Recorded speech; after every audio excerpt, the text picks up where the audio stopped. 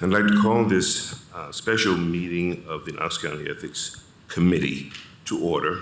Madam Clerk, would you read the roll? Virginia Anagnost, Perry Bill, Michael Covington, Here. Rusty Goddard, Stephen Goodpaster, Here. Catherine Ogrode, Carletta Randall Smelser, Debbie Stafford, Byron Wood, Courtney Derritt, Marcus Kennedy, Greg Stinnett. All right. With the roll taken, it's clear that we have a quorum. Our new business today is the discussion of the Michael R. Stevens complaint. And I'd like to start our meeting off by saying this complaint is like so many complaints that are different, unique. This particular complaint has a measure of complexity to it. I'm hoping that we can unpack it and get to the bottom of what it is that's going on and make a determination as to whether or not we need to investigate further what it is that has transpired and see where it takes us. I will say that I was being communicated with by commissioners for Knox County before this complaint was ever received. And some of the things that were being suggested were very troubling. One of the things that I think, just given some of those discussions and things that came out of those discussions, we need to make certain that none of the committee members have been contacted by any of those named in the complaint. And that would be Mr. Holt, Mr. Davis, and Commissioners Ward. I received a text from Garrett Holt last week inviting me to his kickoff campaign, and that's the only communication I've received. Okay. Additionally, are there any committee members that have made political contributions to candidate Holt or Commissioner Ward? None. Okay. Commissioner Ward is not running again. That's correct. Right. But when he ran, the question would have been, I would point out too, even if he did, under the Code of Ethics, political contributions are not gifts by definition. So it's okay. So there would not be, if there were a member that had contributed to one of the parties, either a sitting elected official or a running candidate, that would not be a cause for any consideration. That's correct. By definition, it's not a gift. Okay. Now, so we had those communications, and there were a lot of things that came out as it relates to what's going on in that community regarding that property. And then, of course, the complaint was received, detailing a lot of what it is that transpired in terms of the quitclaim deed, transferring the property. And we can get into the tall grass of the amount of the conveyance of the quitclaim deed and the amount of money that the property was valued at, how it came to be recently assessed. We can get into all of that. One thing that has concerned me since the outset and is very troubling is the suggestion, allegation, transfer of information, let's say, from a commissioner that suggests that Commissioner Ward had ventured into District 3. He's the county commissioner for District 4. He ventured into District 3 and confronted residents and suggested that you, Mr. Luke, had been bought and paid for, essentially. And that, wait, let me finish. Yeah, I want to hear Mr. Ward tell me that. I do not take that as hearsay, and hearsay is not admissible up here. Mr. Ward, I know him. He has not said that about me. Okay, so strike that from the record now. Well, that should not be stricken from the record because a county commissioner community. Commissioner, tell me which county commissioner has said that. We're still unpacking. Right now, no. I'm going to proceed just as I see fit, And I'm saying to the committee that this is something that was a concern from the outset. It was a suggestion that was made to residents. If the county commissioner misrepresented that, that's fine, but we'll have to get into that as we proceed through this process. We'll have to try to find out if these things actually happened. Because if there are residents that received this communication from Commissioner Ward, we need to know that. And my concern is that something that was said in discussions with residents in that community has impugned your reputation, and I have a problem with that, Mr. Booth. I have a problem that. Thank you. Then let me know so I can investigate. Well, no, right to clear my name. No. You've raised it. I've got a right to clear. I'm only raising it because a county commissioner brought that to my attention. Which county commissioner? I don't know that that's fact. Which county commissioner? We are not going to get into that. All I'm doing is laying out for you the things that have been concerns as we have gone through this process. Now, the second part of that discussion with that commissioner was that Commissioner Ward had suggested that this complaint had already been dismissed by your office. And again, I'm hearing it. I'm literally on a golf course, and I'm listening to this and putting, and I'm thinking, well, that couldn't have happened. Mr. Booth and I have a good relationship. If anything like that had transpired, I would be among the first to know. I filed that away, Mr. Booth, and have not considered that to be truth. What I'm saying to the committee and sharing with them is the communications that I have had with multiple county commissioners who have suggested that there's some problem with this transaction. And I don't know whether there is or isn't. My suggestion, and in the communication that I've had with multiple commissioners, including the chairman and the vice chairman of the commission, is that I will present this information to the committee. We will review the documents. We, as a committee, will make a determination, and then we'll move forward. But I've been troubled by that since it happened. There was no need for me to pick up the phone and call you about that. But the thing that exacerbates this is the receipt of this memorandum of contract to purchase, and we'll get into the specifics of when it was received, the reason that it was received, and we'll talk about everything that we can talk about here, just based on the documents.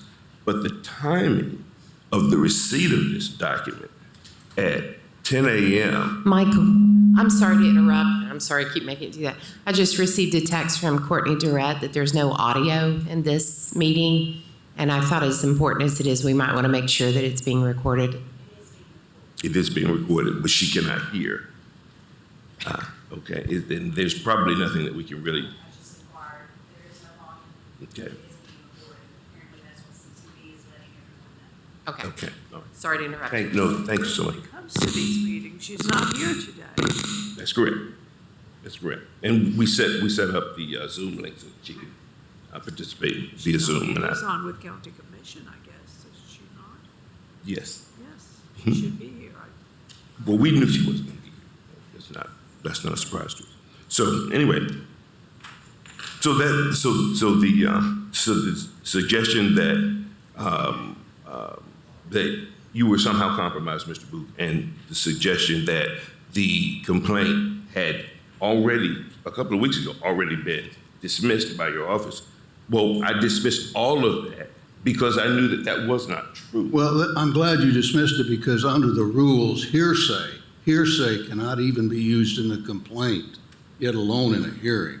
So all this hearsay you're throwing out there, I'm not sure why. Well, I'm throwing it out there because as I look at all of these things that have transpired and all the documents that have been received, and I only thought about this one yesterday. The suggestion that has been made that Commissioner Ward has been communicating, and I would say the term taunt was utilized. And yes, it is hearsay, but hearsay can be verified. And so Hearsay is not admissible, cannot even be put in a complaint. This body cannot even consider it. You know that? Why are you even bringing it up? Well, I am mentioning it because in the event that we did move forward and investigate this, one of the things that we would be confirming or disputing would be the suggestion that you were somehow compromised. And that's Then make an allegation and a complaint against me for being compromised and put it in front the way it needs to be done. Well, our rule, let me put out something right now. Okay. Because you've got a lot of hearsay that slams a lot of people. Knox County Commission, when they adopted the rules of procedure, stated, and I use these words, Knox County and its duly elected commission have a strong governmental interest in the enforcement of the code of ethics and ensuring governmental functions are executed in an open, public, and ethical manner. These rules of procedure also recognize that all allegations of and potential findings of ethical violations of an individual may adversely impact the reputation and good name of an individual. We've been through that in the past election. The United States Supreme Court has held that the reputation and good name of an individual is a constitutional guarantee. That's what it says. And so if somebody wants to say something that I've done wrong and unethical, let them fill out the complaint and bring it forth with non-hearsay allegations. And it's just improper to bring forth non-hearsay allegations that impugn the integrity of other people. thank you. And also, you said you just got this contract. The contract, if you will note, was signed on July 23rd, I believe, or 28th of this year when the deal was made. And that's interesting.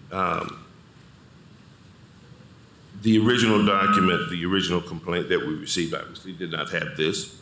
And I am curious as to why this document wasn't received by the Register of Deeds office until yesterday. When it was received by the Register of Deeds office has absolutely nothing to do with whether or not there was a valid contract. There was a valid contract under the law. Registration of a deed or a contract is simply up to the people that want to do it, period. Okay, all right.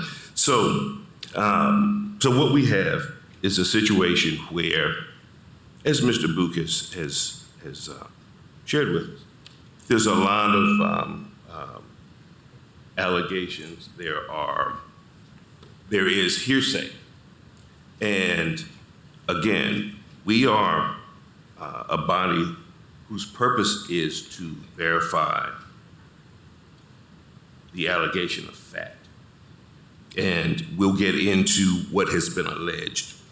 We need to really get into that, because some of what is alleged, I don't know that we can come to conclusions on it without going forward and doing some verification. So we'll skip past the filing of the complaint and then the addition of the addendum. Mr. Booth, did you have something to add about the addendum?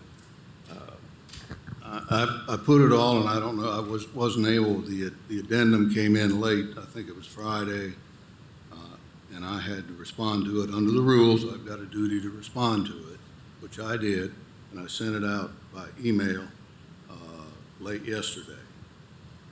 And it's all in there because I have a duty to determine under these rules whether or not the complaint as stated or as amended states a claim which, if proved, would constitute a violation of the Code of Ethics. My determination, my conclusion was no, it does not. And that's what I put in the memorandum. And the first one I sent out said that it was defective because it didn't have, there's got to be a quid pro quo. And it wasn't stated, it just said there was a gift. And that wasn't true because there wasn't a gift, there was a contract. And I sent back to Mr. Stevens saying, because I have a duty to do that, you have a right to try to remedy these. And he came in with the addendum and I can't remember, I thought it was, I didn't last stamp it. Thursday, maybe? Pardon? Yeah, I think it may have been last Thursday. Thursday or Friday, Thursday or whichever Friday. it was, I don't know. And when I reviewed that, it also lacked what was required in a complaint, because there was no, number one, there's no gift, because under definition, it was a contract for purchase of property at $40,000 a lot. It was alleged that Mr. Ward then appeared before the BZA, which he did. He's a citizen. He doesn't lose his rights as a citizen to appear before the BZA and ask for a variance on his property. That's the law. He has a right to do that, and that's what I found in the memorandum I sent out. And so I did my best duty and came to the conclusion, as I am required to do, and as you are required to do independently, determine whether or not the complaint as filed, if proved, would state a claim that's a violation of the ethics code. My conclusion is, under everything, and I fully explained it, no, it does not. Okay. All right. With that said, so we have before us the complaint, the addendum, the two communications from Mr. Book, and this contract that Mr. Book indicates was signed on the 18th of July and was lodged with or recorded with the Register of Deeds on yesterday at 10:09. So we have before us the documentation. We have the allegations made in the complaint. And so I want to open the discussion up to members, because it's a lot to process. Go ahead, Deborah. I'm really wondering why, if there was a contract at the same day as the quitclaim deed for $40,000, why does the quitclaim deed say $10? Why doesn't it say $40,000? If you will look, I've been doing property law for years, some close to 40 years. Virtually every deed that goes in up there at the registrar's office says for $10 and other good and valuable consideration. That's the $10. I think I have something that I can say about this as well. Being a realtor in Knoxville for over 10 years, this is something that does happen between two parties. It is commonly known as a gift, but it is in all fact a nominal fee. And this is something that people do, whether it's between neighbors, whether it's between family members, whether it's between friends. It's something that happens quite often. I'm not entirely sure who came up with the 40,000. I wanted a little bit more clarification on that. But a property is worth only what the person that is buying it says it's worth. And that's something that I've had to deal with my entire career as a realtor. Why am I paying this amount for a property if a tax assessor says that it's worth this price? Tax assessment has nothing to do with a purchase price. And so that might be something where there's confusion and somebody thinks that something is worth a different amount, but at the end of the day, the buyer determines the price of a property. Okay. And put some additional perspective on that. You were saying essentially the $10 referenced is a gift, essentially. I wouldn't say that it's a gift, essentially. I think that it's commonly known as a gift, but it's common consideration. And that's what $10 is considered, is just consideration for the contract to be valid. And so the $40,000,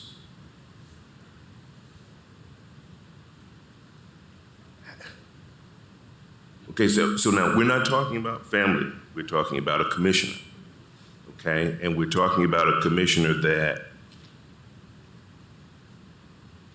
that's a pretty good deal.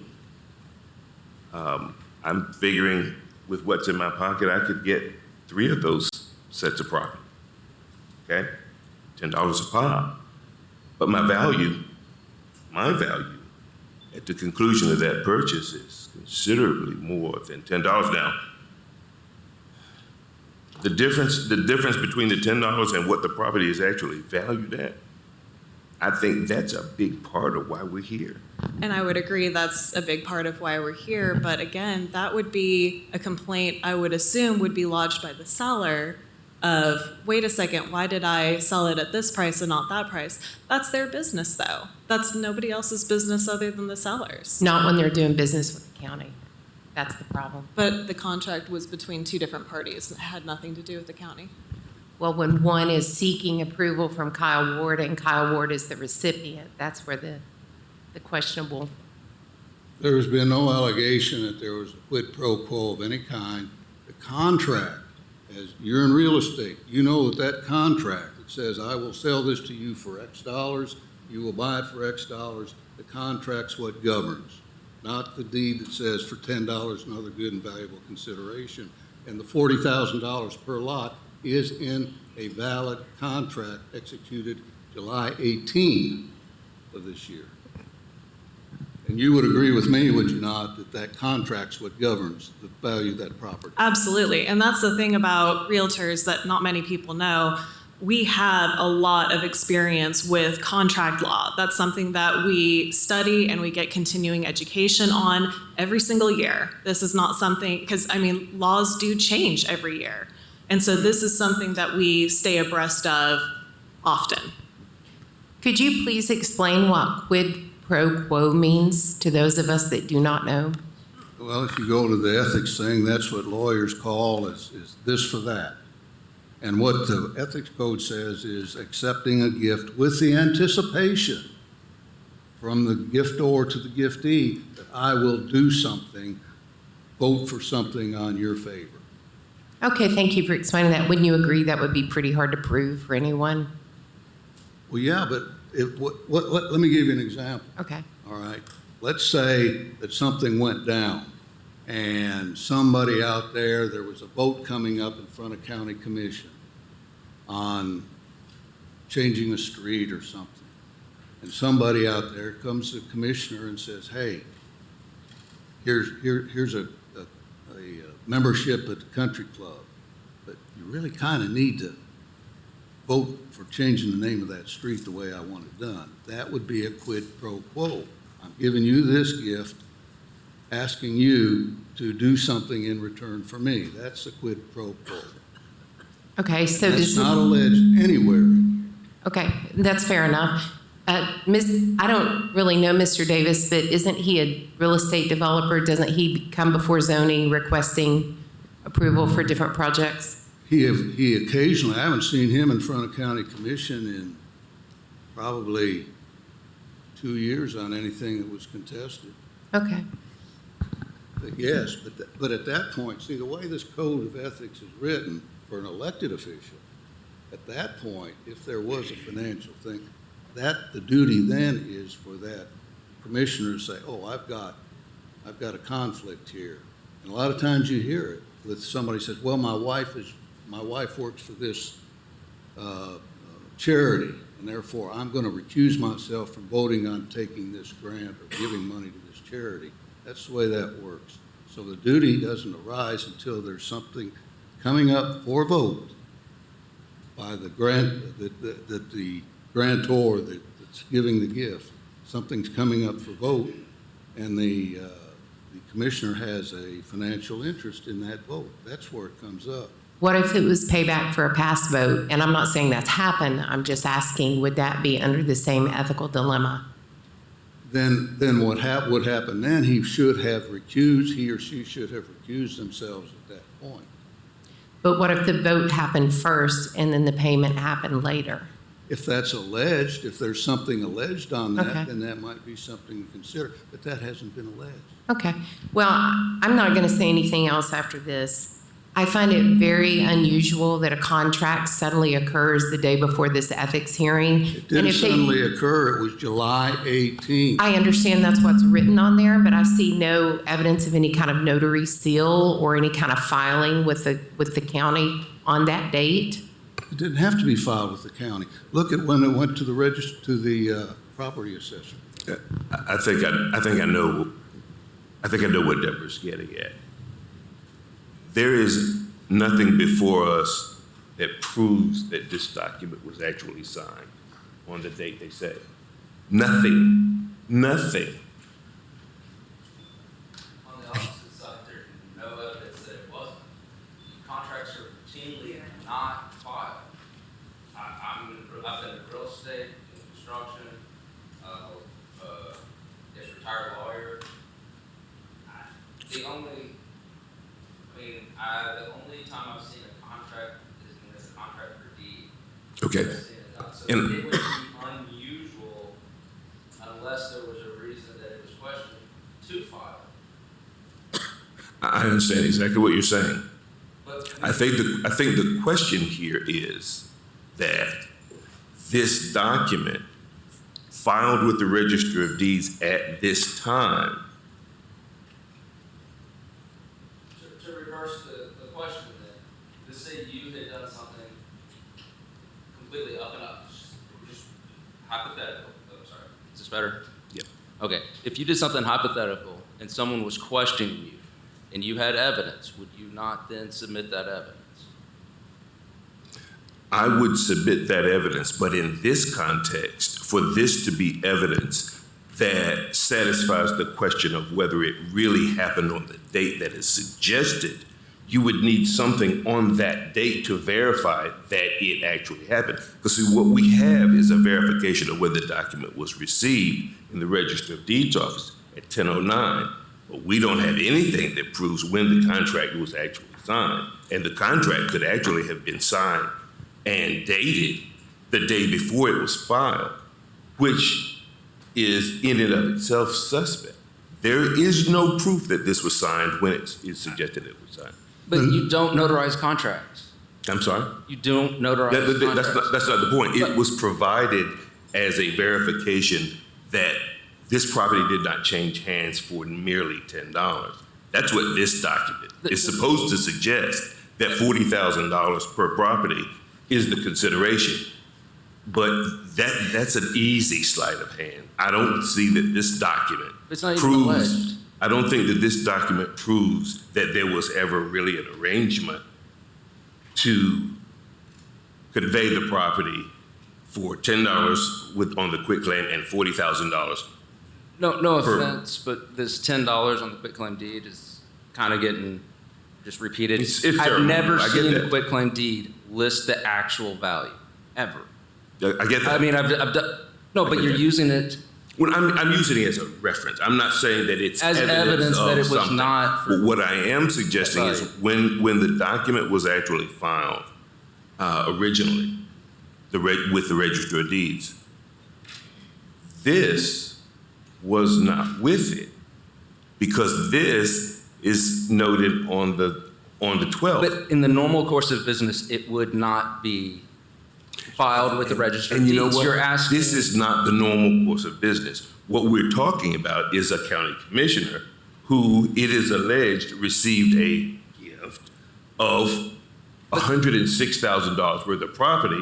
But And the whether it's only- $10 or $100, it's still the same concern. The only evidence in the allegation, which is what we're going by, that it was a gift, is the language of the quitclaim deed, which was written in the course of normal business of a quitclaim deed. The whole purpose of a quitclaim deed is not that you're actually even transferring the land, it's that you're transferring your interest into that land.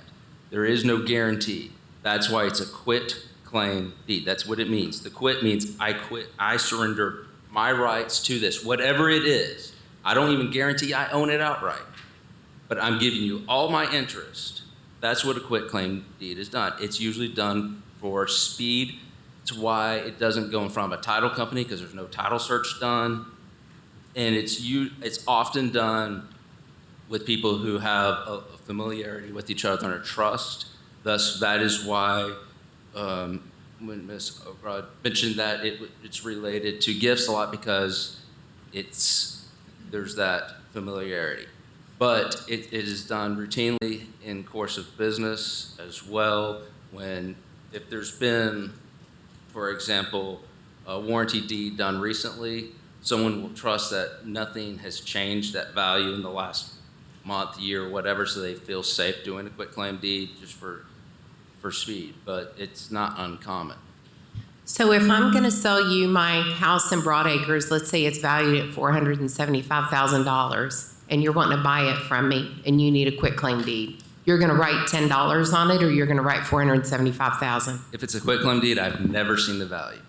And- But if I'm buying your house and we don't have a relationship, I'm going to do a warranty deed, and I'm going to probably do title insurance. But if I'm buying a lot for construction, which I have done, most of the time that's a quitclaim deed.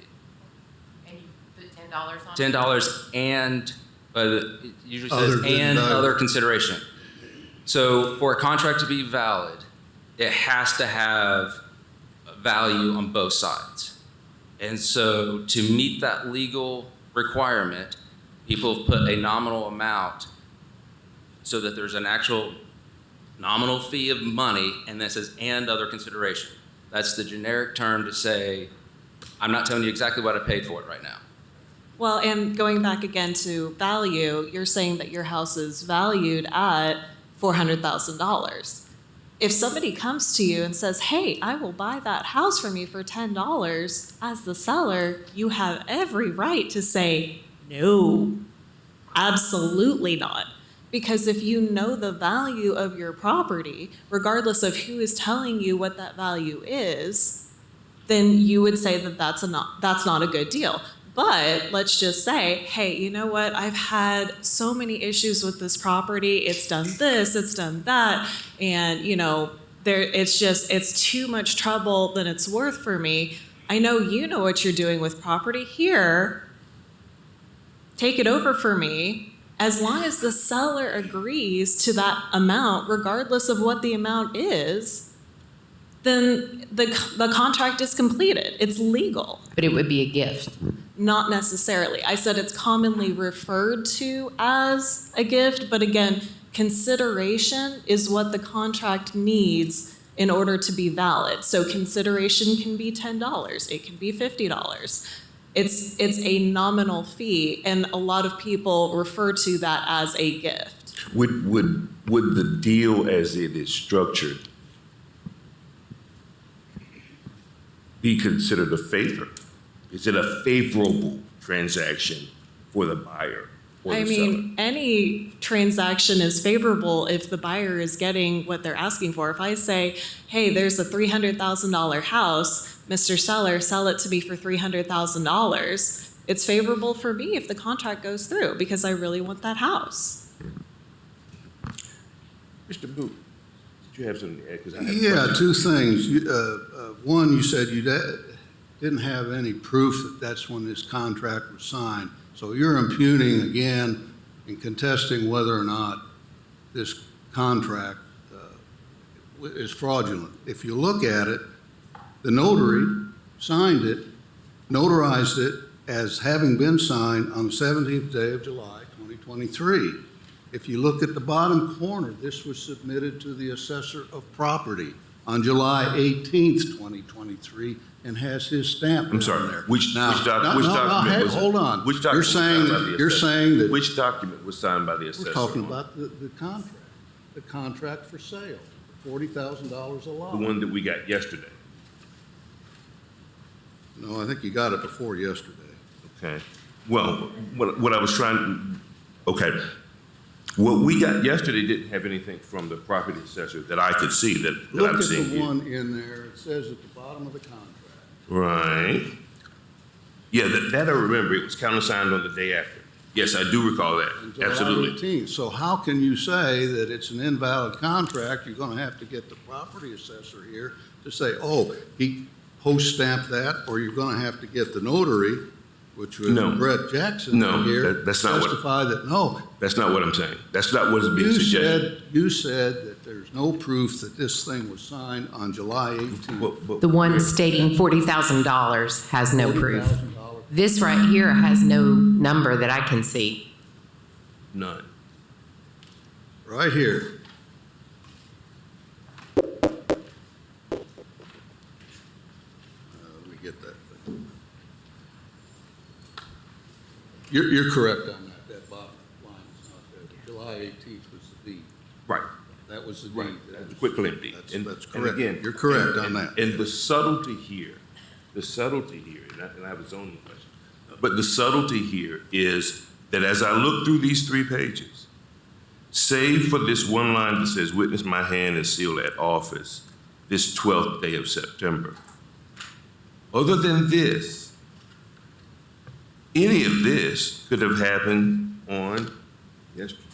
There's nothing that says that this didn't happen until yesterday. And what is being suggested is that this contract was in effect all along. I think what the complaining party is suggesting is that this $40,000 figure has come up after the fact that the complaint was filed. Now, never came up after the fact. It came up the date the contract was signed. Everybody in real estate will know that. The date the contract was signed was the date the contract said $40,000 per lot, an enforceable contract. If you don't think it was signed, then you'll have to get Jonathan Statham in here, the notary who notarized this memorandum of lease or memorandum of sale. But in order to do that, we would have to investigate. We'd have to initiate a process that answers all these questions that we have now. One consideration that I wanted to get a clarification on. I guess valid contracts are signed, notarized, and filed have no meaning in your mind. They're not valid until somebody comes in and says, "Oh, we got to investigate it." No, what I'm suggesting is that there may be something untoward about how this whole thing came together. But my question for you is, what was the issue? Well, on its face, what it looked like initially was that business person Davis conveyed property to County Commissioner Ward, and County Commissioner Ward received a tremendous benefit.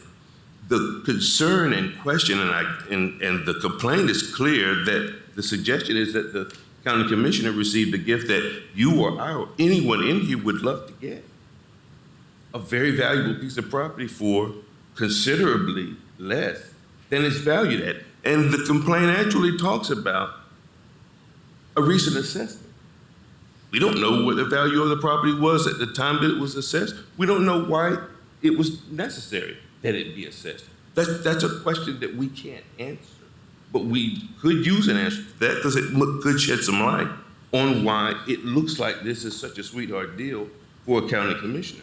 Now, the question that I had about the zoning was, what is the status of that? It may not, in your mind, It's not a zoning issue. It's a BZA.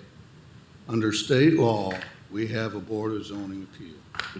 The Board of Zoning Appeals sits there to hear questions which the state statute says if there are irregular lots or because of the configuration of a lot, in order to build what you want to build that would be a legally zoned building thing, you can ask the Board of Zoning Appeals for a variance on setback lines and that. And that's what Mr. Ward did. So he could build the kind of house on this lot that he wanted to build. They can grant the variance or they can deny the variance. Period. That's it.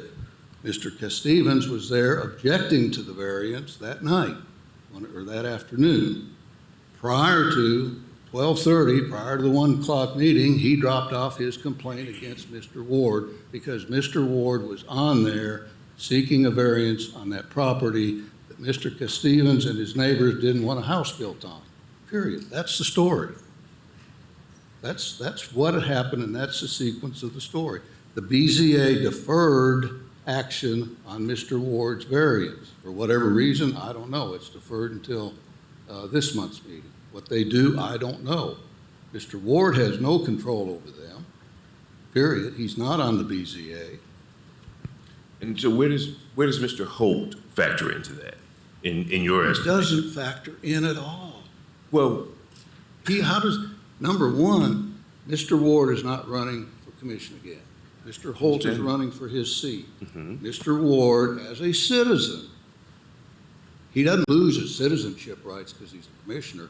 As a citizen, he donated the maximum amount that an individual can donate to a campaign, $1,600 to Mr. Holt, period. Who then has some... Secondly, no way is a political contribution a gift. as defined in the Code of Ethics. Where does Mr. Holt stand on Commissioner Ward's request for variance? We don't know because they deferred it. We don't know, but it's, So again, tell me what's the quid, what did Mr. okay.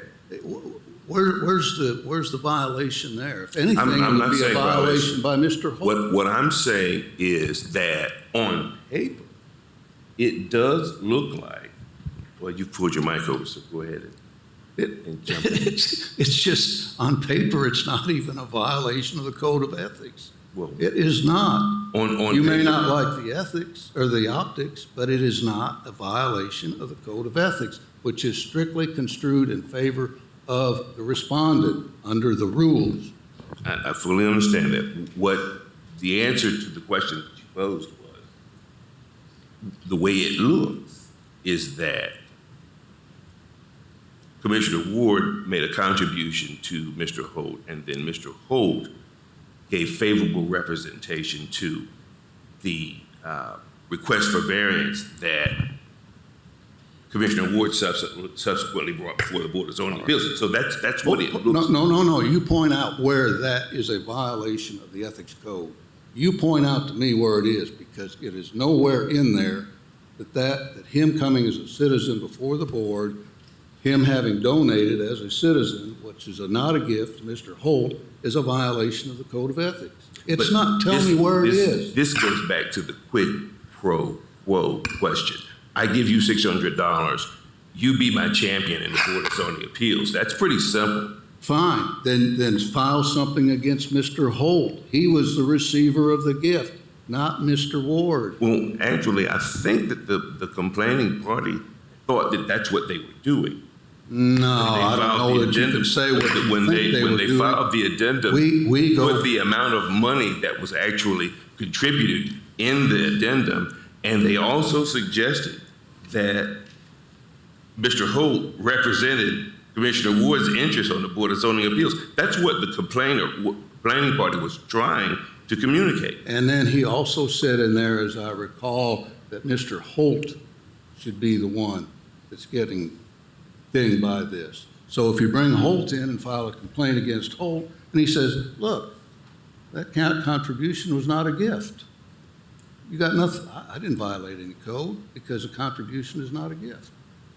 I mean, we got to go by the words of the code, strictly. We also have to use our common sense and see. No, we go by the words of the code. We That's the also law. have to use our common sense and realize that there could be things that are happening here. We don't go by what could be. We go by the facts, and we go by this law right here. Well, some of what it is that might be happening could be scheduled to happen long after we hear this. So you're absolutely right. Don't go by hypothetical. We do have that as a concern, but from the standpoint of knowing why these things have already happened. Already happened. Well, We got a again, contract we're talking July about this. 17th. We're talking about this July 17th contract that somehow did not make it to the Register of Deeds office. Contracts don't usually go there. You heard the gentleman down here. We're It's a talking about. that's a real We're estate talking man. about. Contracts don't We're get talking registered. about a county commissioner. not Makes just no a difference. citizen. He's a citizen. When it comes to deeds register, and I'll tell you, let me tell you why, and real estate people know this. The reason you don't register the contract is because when you go to get a loan from a mortgage company to build that house, you don't want anything of record. You don't want that, I mean, you give them that contract, they see that, but they don't want anything in the Register of Deeds office. And that's why builders, contractors, real estate people don't usually file the contract, because it becomes an impediment for the mortgage company in its title search. That's why I've been in this business a long time, and what these two real estate people have said is 100% true. That's the way you do things. Okay. And because he's a county commissioner doesn't mean that he is under any stricter requirements. If he doesn't have a gift, doesn't meet these strict requirements in this code, he hasn't done anything wrong. Mr. Beal. If I could just ask a couple questions. And and this is pretty simplistic, but why? Why would you do any of this? Okay, you entered into well, not you personally, but these people we're talking about entered into this agreement. Why? Do we have any idea why? I mean, is it just because? Obviously to make money. That's why you enter into contracts. That's why property gets sold and bought and houses built. It's to make money. You know, there's a term that you see in movies all over the place. It says, follow the money. Okay. And it's like, okay, where's the money? That was one of the questions that I have. Is okay. Where next thing is do the people that we look into have a preponderance of trying to stay clean enough or without being viewed as something that could be construed as irregular. That's a good word. So is preponderance one of those things that they have to guard from, or is it not? I thought when I first started sitting on our council, preponderance was in the manual that I read. Yeah. Preponderance was one of the items that we had to cover. This sounds like it's in the, you said evidence, because that's your field, evidence. Yeah, there might not be enough evidence, and you're talking about something else, and you put the two together, and it's somewhere in the preponderance level of we don't have the facts enough to say one way, we don't have the opinions you can't prosecute on, so we're in the preponderance level of things. So that was the next question that I have. The last question that I have is, at the end, because there's always a beginning, this is what we got these contracts are, then there's a middle, and then there's an end. At the end, who benefits? What's going on? And here it states that the $40,000 is floating for 36 months. It's not doing anything for 36 months. At the end of 36 months, assuming that the one party will build the house on the property that he's given and sell it, then the $40,000 will be executed to the person that originally owned the property. The question is, the property's not with a house sitting on it is not going to sell for $40,000. It's going to sell for a lot more than $40,000. Well, maybe not. We don't know. Okay, if it's worthless, I suppose, but let me throw something. Let me throw something in to do that. The neighbors have gone to Mr. Ward as part of what which I'm in. The property owners out there that don't want a house built there had gone to Mr. Ward and offered him some money to buy the house, the property, which Mr. Ward says, yeah, I'll sell it. Give me the right money. Well, the offer evidently was not enough. I don't know what the offer was, how much it was, or anything. And I hate to get into what the hearsay but as I understand it from my investigation, the homeowners out there were going to go get an appraisal of the property and come up with another offer to make to Mr. Ward to buy that off because they don't want a house built out there. So that's that. Now, why was the deal done the way it was? It's done that way, as I tried to explain before. You don't put down a contract in that would in any way hold up a mortgage or construction. It's not a mortgage, a construction loan. The key is, and it's done all the time, get this property, get a construction loan, I sell the property with the house on it, and then I pay you, the owner, $40,000 per lot, Now, also in that contract, it's not done within whatever period of time, it goes back to Masana. So there wouldn't, if that happened, there would never be any issue of a gift of whatever. I mean, and that's not an unusual contract in the real estate business. And why do they do it? It's not under cover of anything. They're not trying to cover up anything. It's just a matter of the way things are done. You don't put down the contract because then all of a sudden you got the construction lender saying, oh, hey, well, you got this, and we don't want to have to deal with that. We got to get this signed, this signed, this signed, and this signed. That's the way it's done. These real estate people understand that. Mortgage lenders and construction lenders are tight. I mean, gosh dang, I mean, you hiccup and you lose it. So there wasn't anything trying to do it under the radar. It was all the way it's normally done. But it is a cover-up. No, it's not a cover-up. It looks like. It doesn't matter whether it looks like, it's what is it? It very much matters because he's county commissioner. It very much No, matters. county commissioner, no, he is not a county commissioner, and he is a businessman. I'm talking about Kyle Ward, not Mr. Davis. Yeah. I'm sorry, who? Kyle Ward. I'm not talking about Mr. Davis. I'm talking about Kyle Ward. Kyle Ward has the same rights as every citizen, and because he's a commissioner, doesn't mean that he has to in his business dealings. Yes, it does. It means that he is held to a higher ethical standard because he is here to serve the Knox County citizens. These are the ethics he's responding to, and he has to follow, and only those, period.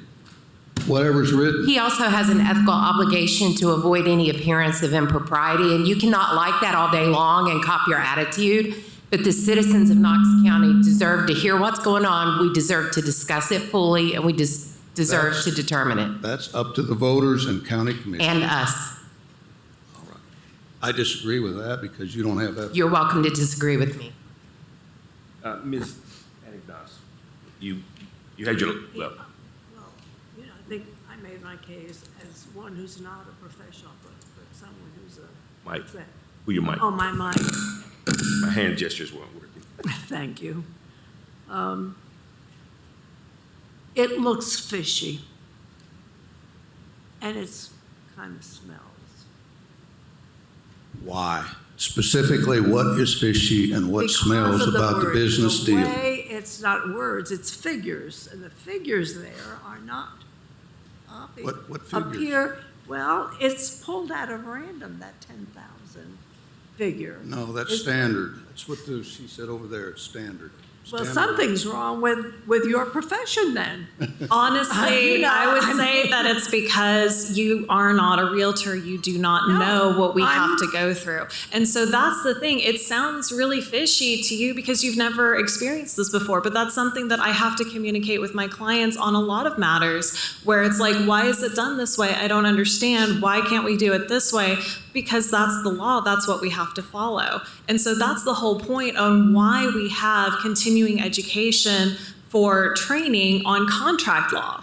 Because it's very important, because there's miscommunication, because people don't understand. And I think that going back to what Mr. Beal was talking about on why was this done?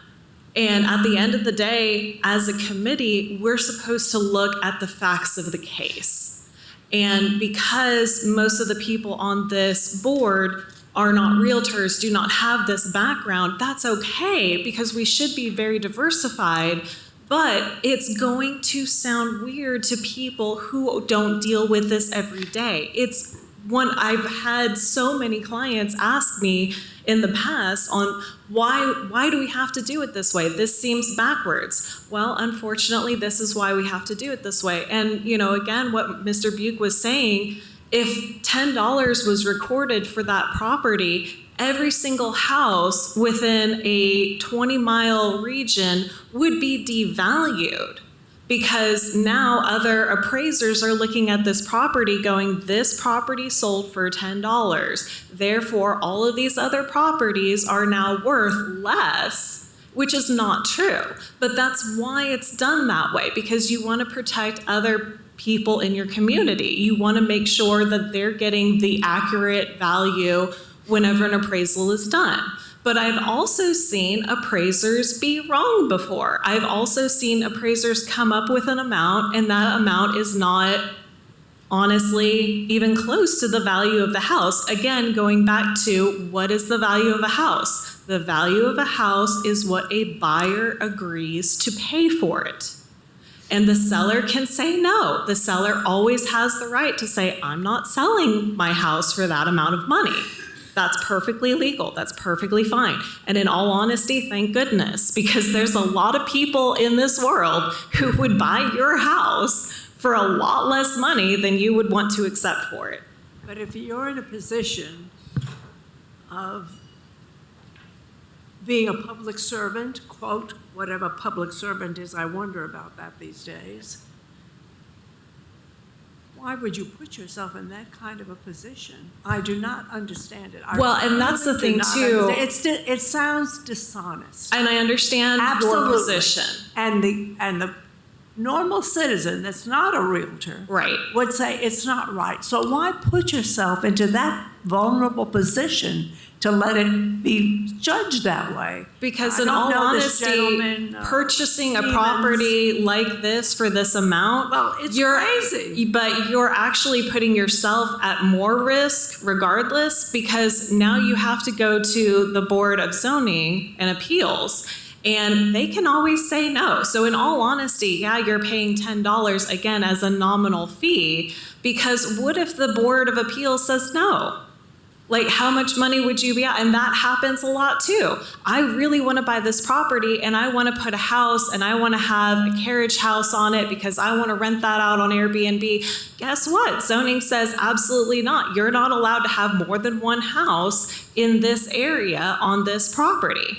So as the buyer, you're actually at risk, because even though you're buying a property, you might not be able to do what you were hoping to do with that property. So you're holding a lot of risk, and the zoning hasn't been completed before you purchase it. So I think that's why. And again, I understand where you're coming from, but at the same time, is this unusual? It's not. You mentioned something interesting, and I'm curious about this. Let's say the zoning that Commissioner Ward requested and Mr. Holt is somehow involved with. We don't have the specifics of that. Suppose it doesn't go in Commissioner Ward's favor. Then what? Has Commissioner Ward lost money? Then he's out the money that he paid for the property. $10. Well, I thought that it was $10 per parcel, so is it not 20? Yeah. 20. Okay. Okay. No. Oh, no. okay. It's $10. Okay, $10 total. Okay. So he's lost his $10. Okay. But again, that might be why the nominal fee was set, what people would assume, so low, when in fact, it's a consideration. And that's why I say, even though people refer to this as a gift, no, I would not consider this a gift, because the buyer is still possibly at risk. He doesn't know what he can do with this property. And again, I've seen properties sell for much more than $10, and the buyer ends up not being able to build on that site because of whatever reason. There's a sinkhole, or you don't have the grading in order to put in a septic tank. So again, the buyer is at risk purchasing a property anyway, and I think that that's something that is not being understood at this meeting. And you know what? Again, you put perfect perspective on it, but it takes me right back to Mrs. Knox. It does sound fishy, because the original deal was with the quitclaim deed, $10. Okay? It was a ceremonial sum of money. I get that. But this document, the contract, has not caused $80,000 to change hands. So let's say, because Mr. Book, you say it has been continued, it hasn't been resolved. They haven't decided on the zoning. It's not zoning. It's zoned. The zoning's in place. It doesn't get changed. County Commission doesn't vote on anything. It's in front of BZA. BZA is its own body. Well, whatever it is that's before the BZA, if it doesn't go in Commissioner Ward's favor, as Mrs. Anagnos has said, the fishiness comes in to this fray at the point that Commissioner Ward does not get what he's seeking from the Board of Zoning Appeals. It looks a lot like this could be torn up. Commissioner Ward goes off into the sunset. He's lost $10, but Mr. Davis gets his property back. He's not lost his property. He still can retain his property if Commissioner Ward doesn't get what he's looking for from the Board of Zoning Appeals. But again, that's a normal transaction. But we're talking about a county commissioner Even who with has a entered commissioner, it's still a normal transaction. I don't see anything weird about this. And again, I feel like it's fishy because this is something that is not dealt with outside of real estate. And I think that that's where the confusion is coming in. I think the issue at the end of the day is we know Kyle's working a deal with Mr. Davis. We know that and thank you, real estate people, for explaining things that we didn't understand, those of us not real estate. But the ethics, the ethical rules are a gift from someone seeking to do business with Knox County. No. To me, that's the crux of this. We can argue all day about whether or not he was gifted money to develop to make him and Mr. Davis money. He has a right to do that as a human. The question is it changing some aspect of county commission? Is it somehow Mr. Davis seeking favors from the county commission? And from what I've been seeing so far, there is no proof of that. Could I follow up with this? Please. What has been explained to you is exactly what happens every day. They come before county commission on change of zoning. They have a contract that says, okay, if I can get I'll buy this property from you for $1 million if I can get the zoning changed. That's the way it is. That's what the contract says. They then come before county commission asking for a zoning change. If they get the zoning change, the $1 million passes hands and the developer builds whatever he's going to build.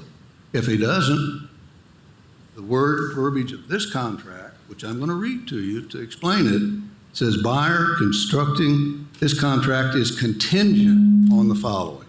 Buyer constructing a single-family residence on said lots, and buyer selling the residence. If buyer does not construct a home on said lot within 36 months of this agreement, buyer agrees to quit claim lots back to seller.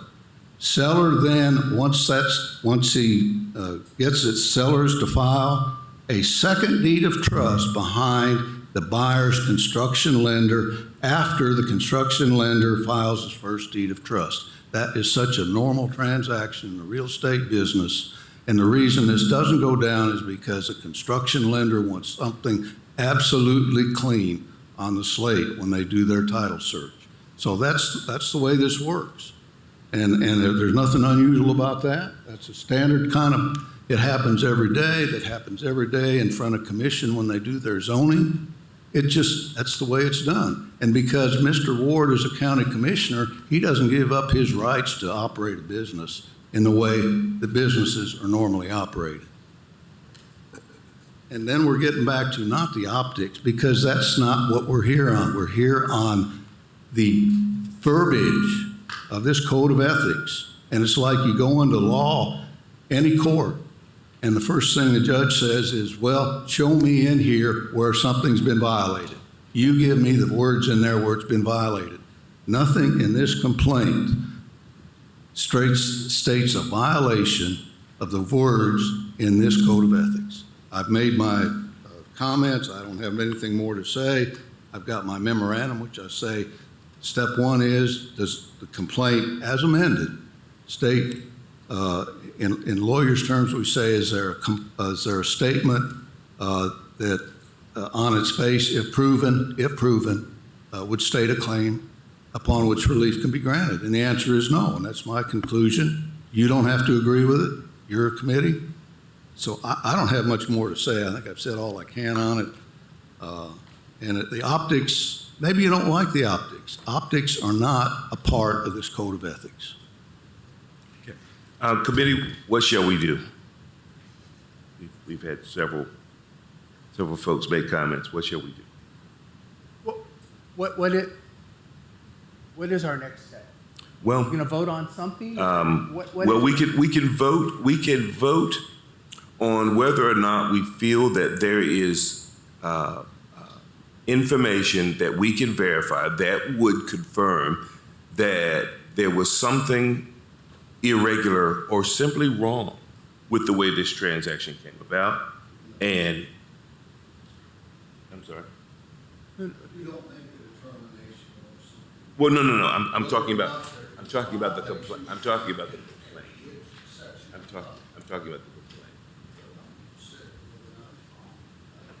I'm sorry. Let me re-say that. We can go by the verbiage of that is in the complaint. And what is suggested in the complaint is that Commissioner Ward received a favorable business deal from someone who comes before County Commission. No, that's not what was said. Sure it is. No, read it. I did. He said a violation of Section 4 of the code. And that is solicitation or acceptance of gifts. And there is a quid pro quo in there. Nothing is set out. Now listen to me. Nothing is set out. And I brought this to Mr. Stevens' attention with my first. You keep pointing. Is there someone out there that? Yeah, he's sitting out there. Okay, I don't know who Mr. Castillo Well, is. he can't testify today. Well, I'm just saying, you were discussing. pointing and I didn't. Follow me through. Okay. The complaint, that's what we lawyers, and that's what these rules that came out of all of the to-do that happened a couple of years ago say you got to do. You got to look at it. Look at the complaint. The verbiage in the complaint, he says violation of Section 4. Section 4 says solicitation or acceptance of gifts in return for vote on something. There's nothing alleged as to what vote or anything. And I don't think anyone knows. You're absolutely right. I don't think And anyone knows. if they don't know, it's not in complaint, then the complaint doesn't state a claim upon which relief can be granted. That's pure and simple. And the zoning issue, which comes up in the addendum, the zoning issue. No, the zoning is not in the addendum. The BZA. I'm sorry, I keep saying that because zoning is in that. He says in the amended complaint that the commissioner sought a variance on property before the BZA, but he has no discretionary power or authority whatsoever over the BZA, other than any other citizen. And in fact, they deferred his thing. They didn't vote on it. They deferred it. And So what can you say about that other than he brought it before the BZA and the BZA deferred it? They're a separate quasi-judicial body. And then the other allegation that he added in the amended complaint was that he donated a campaign contribution to Garrett Holt, who is a member of the BZA. Fine. He's got a right to do that. Pure and simple. That's not a violation of this code. and I think And if it's not a violation of the code, there's no claim upon which relief can be I granted. think what the complainant was trying to say. We don't go by what he's trying to do, we go by the verbiage in there. And what I'm saying is, what Mr. Castillo was trying to communicate in the addendum is that he's suggesting that there was a quid pro quo. He's suggesting that the $1,600 got Mr. Holt to champion his variance cause on the BZA. Now, I'm not saying that that's right, Mr. Booth. What I'm saying is that's what he's trying to communicate here. So we have What he's trying to communicate, what did he communicate? What did he say? Okay. All right. And So here's what he said. Here's what he said. He came before, Mr. Holt was the first member to propose a motion to approve the variance. That's a given. Despite 100% opposition from the homeowners on Craggy Rock Way, that's Mr. Stevens and his neighbors. They didn't want a house there. They didn't want a variance. He proposed to approve also came after lengthy discussion regarding just what variance was being sought by Mr. Ward, and it wasn't sure of what his plans were. It appears that Mr. Ward was requesting a favorable vote from Mr. Holt in return for, quote, his financial support of Mr. Holt's campaign, his nomination of Mr. Holt for his current commission seat. In retrospect, Mr. Holt should have been recusing himself from voting. So he specifically states and says in this that Mr. Holt may have violated this. Not Mr. Ward, but Mr. Holt. So based on this, my opinion, I stand by my opinion, and if it goes to court, I'll get up and tell the judge, Judge, they didn't have a right to even pursue it. That's what I would say, because that's my Has opinion. Mr. Holt been elected? I don't think he's even No, elected. he's not elected. No, he's running, I guess. He's Right, running. He's running. He's running. So he doesn't come under us. We don't have to worry. No. What, you're absolutely I right. understand. What the suggestion is I that understand. Commissioner I understand. Ward contributed to him I so know that that. he would, okay. Yeah, I understand. Yes, believe me, because I'm very wary of this. What I'm saying is if we acquit this thing and say there's no case, I think we'll look like a bunch of fools, because the rest of society, the rest of the citizenry out there will say, it's clear. It's, even on this thing, this memorandum, explains some of this stuff that you prepared for. It's not a complete summary and so on and so forth. And then it says, in the case in the event of conflict between this memorandum and the contract shall control. And the contract, as far as I'm concerned, is the one that says $10,000. Even though you $10, excuse me. Even though you say that that's common practice and it's perfectly acceptable. Listen, I'm a scientist. My background, I have a Bachelor of Science, a Master of Science. You have a scientific thing. It is or it isn't. And if it says $10, then $10 is what I would interpret it as being. What about the contract that says 40,000 per lot? But that's the contract. That's the next one. That's the contract That that was was the one signed that you between came the up parties. Yeah, that's the one that you came up with to explain it to us, that it's 40,000 and not. That was received yesterday. That not $10. Right. You know. But it was received That's the yesterday. contract. That Yeah. is the binding contract. Any judge in any court in this state, and probably this county, The looks at that and disagreement says, thing, is this the one you're talking yeah, about? it says $40,000 with the conditions on it. The memorandum is a typical memorandum. They put down memorandums of lease, memorandum of contracts, where they just itemize and say, we have a contract and here's what it says. That is a legal document in itself for registration. Okay. In this case, he put it down and the purchase agreement is It's- stated. And it's been notarized? Notarized, yes, on July 17th. That's the contract. Chairman Covington, Let me get Mr. Goodman, and I'll come back to you, Ms. I Yeah, it's just, okay.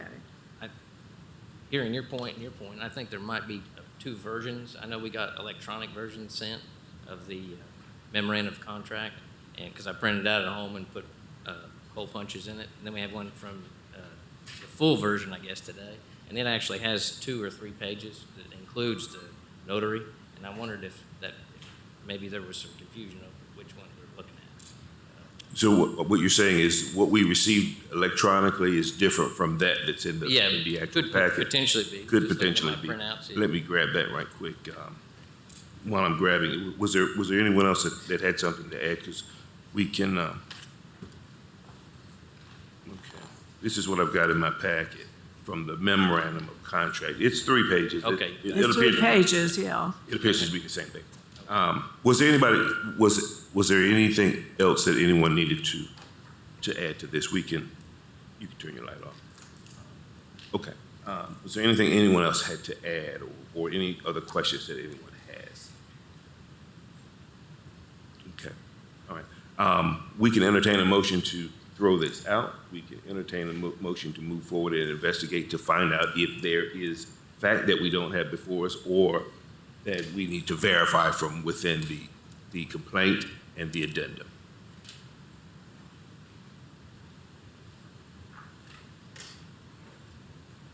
Looks almost as though there's uncertainty as to what we should do. Keep in mind that in this, under the rules, and I gave Mr. Stevens in the letter that went out yesterday, I pointed out the faults and where his amended complaint didn't meet the initial requirements, whether it states a claim if proven, but he has a right to remedy it. And I told, in that letter, which you should have a copy of, I told him that he had, within a reasonable time, which is what the rule says, to amend or add to his now amended complaint to remedy those things that I pointed out to him. And so there is a, quote, reasonable period of time for him to, if he decides to come up with more and add to it. He's got that right under the rules, and I've advised him of that. So he has a reasonable time to come up with any additional things, which I believe under the rules, since he's got a reasonable time to do it, he's entitled to that. And if he does come up with additional things to submit, then that will be submitted to you. So don't know whether he will or won't or what, but he's got that right, and I think this body should honor that right. Should we give him that time? And Should if we so, defer judgment at defer this judgment. time? Yeah, you've got to do it. He's got reasonable time to, I mean, in my opinion, you're obviously, some of you have a different opinion.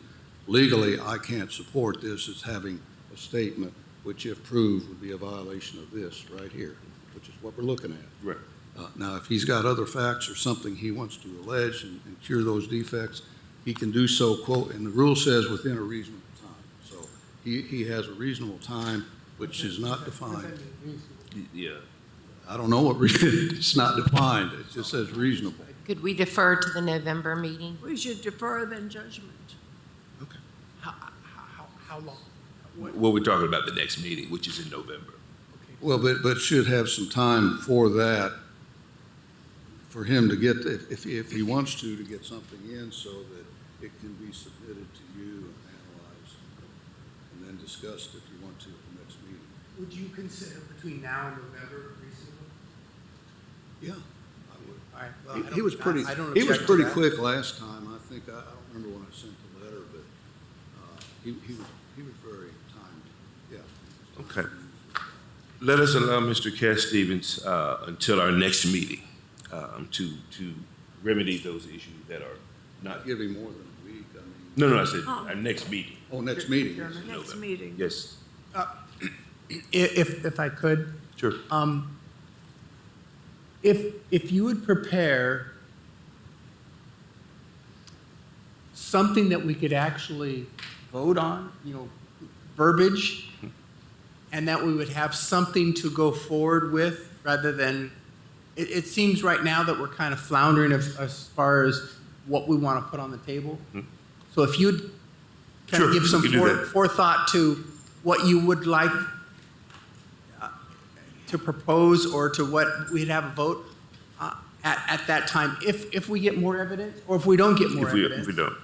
Either or, but We can certainly. put together an idea of what you would like to see voted on so that we would have some direction. Right. Okay? That's all. We can do that, certainly. If I might, just so we can keep with the notice requirements, if you put on today you put on a discussion, which is what happened.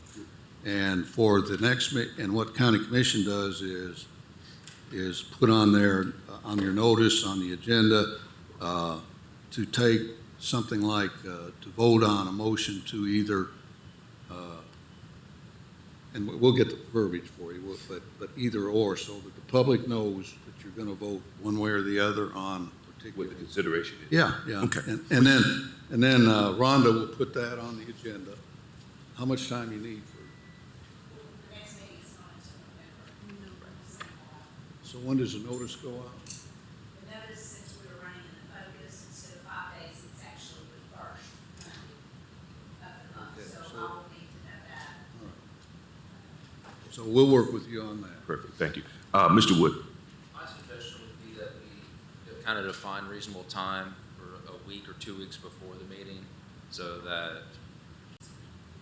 we can get it beforehand. Sure. Law office can do Review things, it. and if there's more communication, that they have time to do that before the next meeting. Absolutely, good suggestion. Anybody else? And consult, Yes. Yes. and we may have sources of our own that we can consult. That may verify some of the things that were said here. Right. Which then maybe would be more, the community at large will understand better, because this is all new to me. It's not the way I do business. Well, we can always have Ordinarily. we have a Knoxville Realtors Association, and it's actually now called the East Tennessee Realtors Association. It might not be a bad idea. We to could someone have from them come in. I think to that would be come fine. and speak to us, Absolutely. you know, and inform us. And if we get a thing from them that say, yes, this is common knowledge, this is personally, not that I don't trust you, you understand. It's always better to have sources. I understand that. I would feel better. I think we'd all feel better in our however we wanted to vote, you know, with certainty, and then we can, you know, I think that would be. What do you think? I think that is a good idea. Yeah. To have more perspective. And fortunately, we had some. I don't want the ethics committee to look, or the law department, or anything, any of us to look as though we don't know what we're doing. Excuse me. So, and then have them say, because you said that there were some comments, hearsay. Sure. Hearsay, perception sometimes becomes the rule, you know, and perception is important. And if the public, that we're responsible to our community, has a misperception, or like we do have, I have a misperception, then we need to try to clear that and convince everybody that this is the proper thing to do. And we certainly don't want to malign somebody needlessly when it's not justifiable. But, you know, I think we can cover ourselves and the wisdom of what we're judging a little bit better. Maybe I'm a little defensive about putting my name and vote on something like this. So I have a reputation in the community too, not that I cover myself up. I don't want any questions raised by my neighbor or by county commissioners or people in the neighborhood or friends and say, you know, how can this be? Right. You know, Right. like I'm questioning, you know, how can this be? Because it's not the way some of us normally think. Right. I'm sorry. Go ahead. That's fine. I feel like we're treating this like we're in court. And I don't think the Ethics Committee is a court. And Mr. Stevens has a reason he don't want these houses built. I don't know if it's the lots next door to him, or if it's just in the subdivision, or what the reason he don't want it built next to or wherever he lives. I don't know where that's at. But there's a cause there that they don't want this house or houses built there. So I'd like to know the reason that Mr. Davies can't build the houses, why Mr. Holt and Mr. Ward have kind of conjoined together or combined themselves to work around through the law. They know the law. Mr. Book knows. We don't. I don't know that. My neighbors do here, but Right. I just feel like there's something going on behind the scenes, and we're not the committee to find that out. But to me, there's kind of a rat somewhere, and we can't just go by the verbiage of the law because it's unethical. The ethics is, I think, intent. What's the intent of this procedure? So anyway, I think there's a little more to be discovered here than just the verbiage of the law. There's intent. That's something to do with That actually is a very interesting perspective. This Stevens guy. And we're right there on the edge of He has a chance. whether this is actually something for us or whether that potential rat is somewhere else and there's another body. Now, one thing that we do have the ability to do is to refer. If we were able to investigate and determine that there was, as you put it, a rat somewhere, we could confer with Mr. Booth and determine which agency actually does have jurisdiction over an issue that we might discover in an investigation. Is that accurate, Mr. Booth? Well, when he's talking about a rat, I'm not, Well, I mean, he's not talking about fraud, he's just talking about in the normal course of, no. I think, I mean, I don't see that there's any fraud of any kind. It's just. Well, I wasn't indicating fraud. Yes, Just yeah, I saying, didn't think there's so. a reason these folks don't want a house built there. Right. There's a reason these other folks want to override their desire and do it. Now, if it's just, you know, if they're just mad or whatever, or they want this open land that they don't own, well, everybody wants that. There's not Sure. a neighborhood in this Right. county that if you go to try to develop something that everybody's going to be opposed to it because Right. they don't want to pay the taxes on the land, but they want to control it. You know, So, one thing that you mentioned gives me pause. You said, why not Mr. Davis? Why would Mr. Davis not build this property? And it may be perfectly. He may be broke. That's right. Yeah. Maybe broke. He's a developer and he may be He may be extended too on his busy. construction loans. Yeah. I mean, Busy. Let me summarize this. I don't want any commissioner or anybody affiliated with running this county to override the citizens because of the knowledge and the contacts they have within the county. To override a citizen, because they can do that. You know they can. Right. And that's all. It's ethics committee. I'm going to that. Is this thing, if it's above board? And I also know that the commissioners are really bound. They can't step out and do anything to improve their livelihood or their income without being under a microscope, that could be this. Right. But I'm kind of looking at both sides here, the complainant and the guys that may just be trying to make a living. Right. I want to thank you all for your time and your input. This has been very valuable. We will allow Mr. Cass Stevens up to just prior to our next meeting in November to remedy those things within the complaint that are that are shortcomings, as Mr. Book has identified, and we may also be able to get someone in to put perspective on the normalcy of the type transaction that we're dealing with. So we should have some interesting things to go over in November when we get back together and we reorganize in November as well. So, thank you all so much. And with that, we're adjourned. What is it's on our November 13th is the, sorry? I think it might be November 8th. Is it not November 8th? I think so. It's not November 8th, it's November 13th?